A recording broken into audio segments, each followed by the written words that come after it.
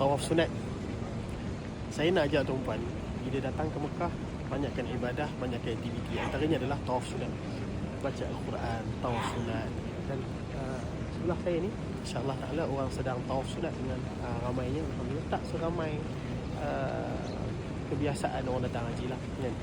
Tapi nak ceritanya, saya dah beberapa hari duduk di Mekah, alhamdulillah hampir seminggu. Saya berjumpa dengan ramai orang, jemaah haji Malaysia terutamanya. Mereka kata lama sangat duduk, sepatutnya pergi haji baliklah kan, tak payah lama-lama. Sayang sebenarnya, banyak aktiviti yang boleh kita buat di kawasan Mekah ini. Antaranya tawaf, antaranya solat sunat, antaranya baca Al-Quran kan. Kalau kita duduk dan terperuk di bilik sahaja,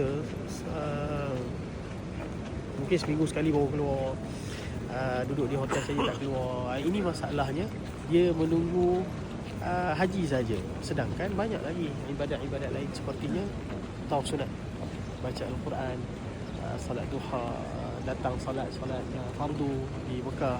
Jadi tuan-puan kena biasakan, sebab dalam satu hadis Nabi sebut inna tawaf fil baiti salatan, sesungguhnya tawaf di masjid ini sepertilah suatu solat.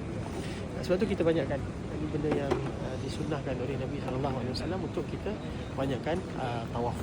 Jadi tuan-puan yang duduk dan datang Mekah, sama ada haji ataupun umrah, pastikan kita rebut peluang ini sebaik mungkin.